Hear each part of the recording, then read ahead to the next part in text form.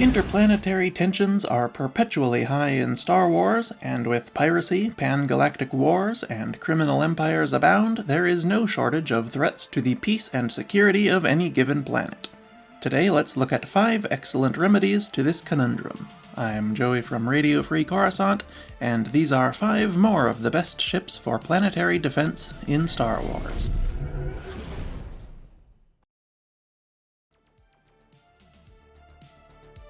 X-wing.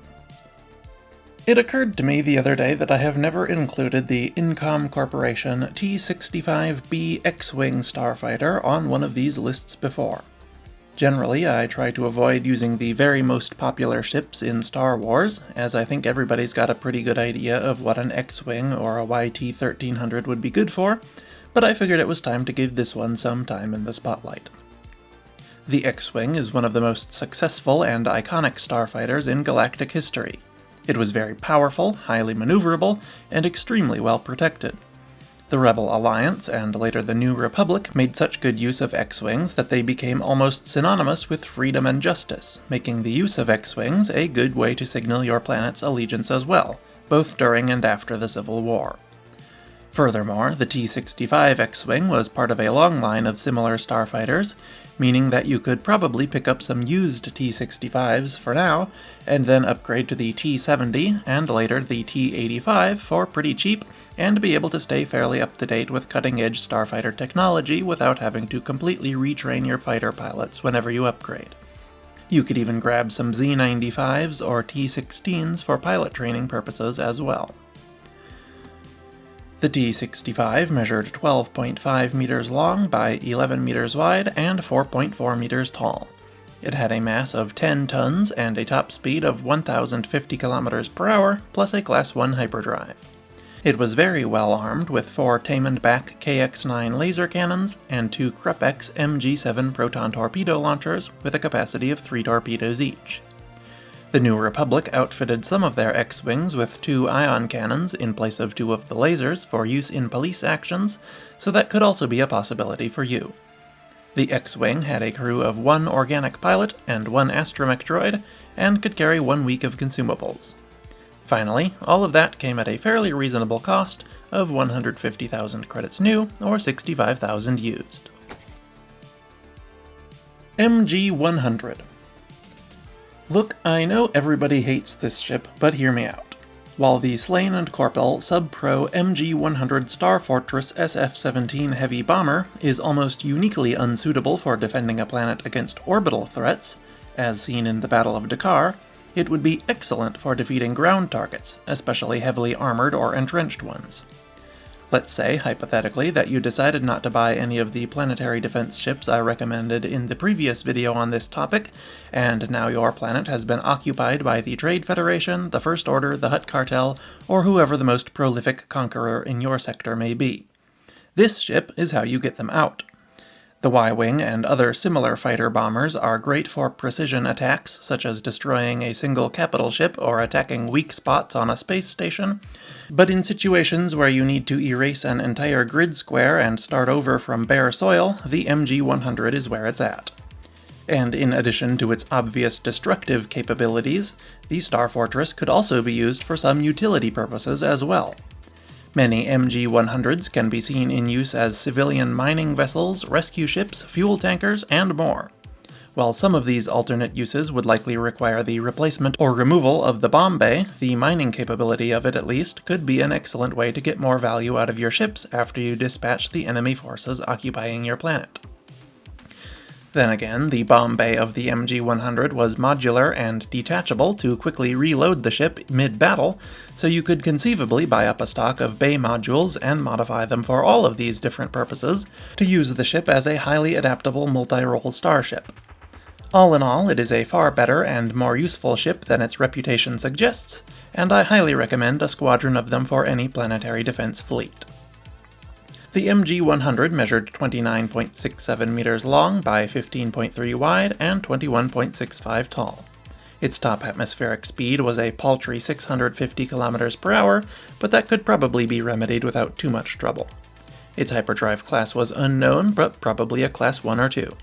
It was fairly well armed in the laser department with 3 Merson paired repeating laser cannon turrets, and 2 forward, 2 rear, and 2 turret-mounted medium laser cannons, but the real firepower of the ship came in the form of its bomb bay, which held 1,048 magnetically propelled proton bombs.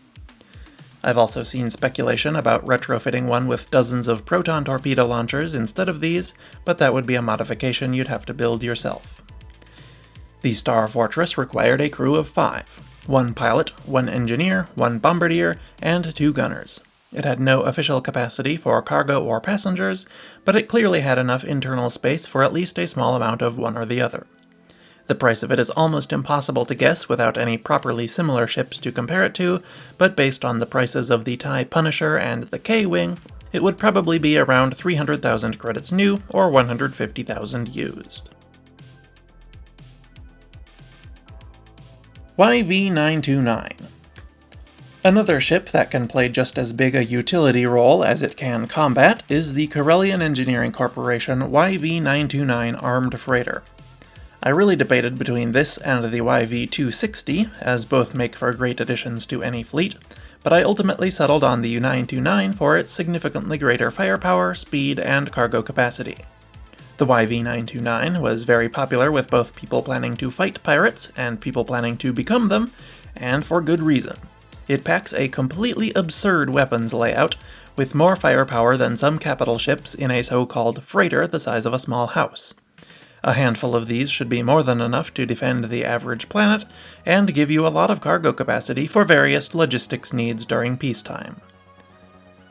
The YV-929 measured 22 meters long by about 15 meters wide and 6.7 meters tall. I wasn't kidding about it being only the size of a house, it's basically the same size as mine.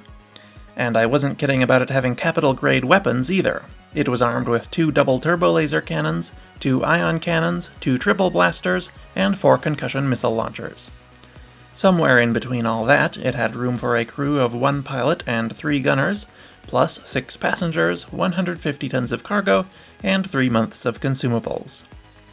It also had a top speed of 1,000 km per hour and a Class 2 hyperdrive to boot.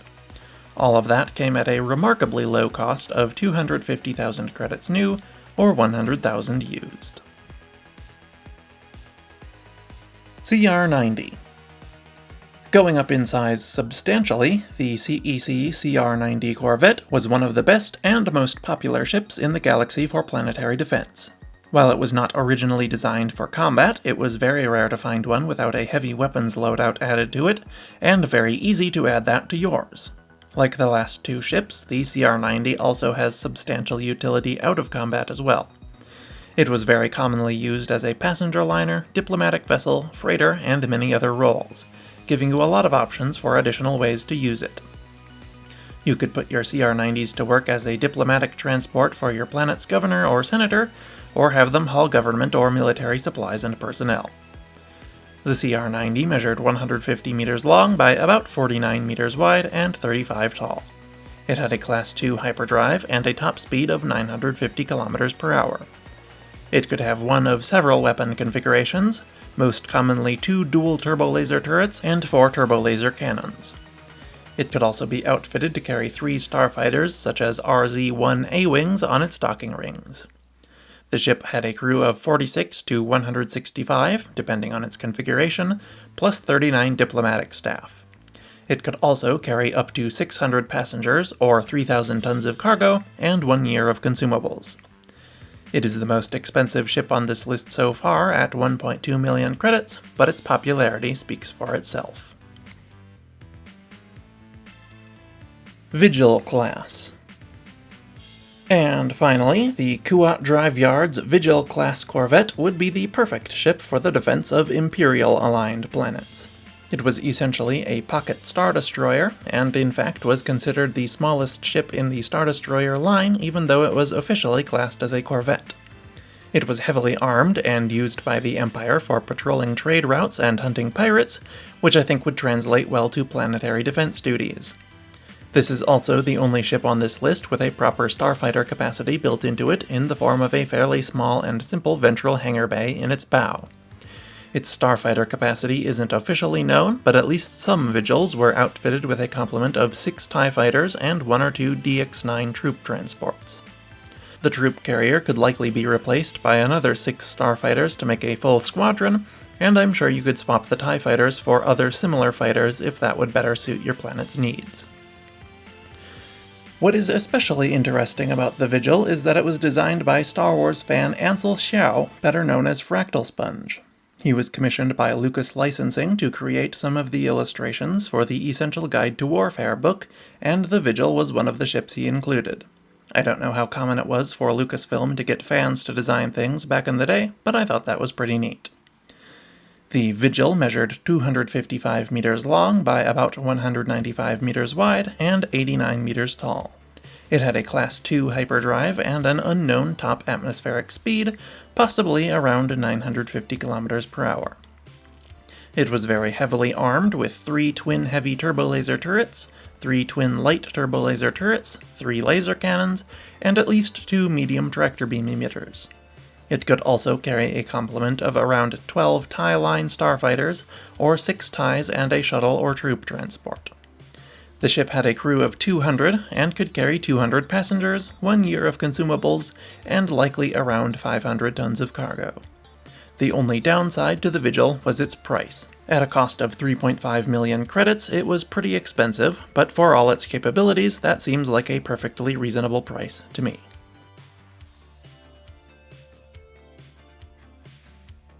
And those are 5 more of the best ships for planetary defense fleets in Star Wars. Let me know which of these you would choose, or what else you would have selected instead.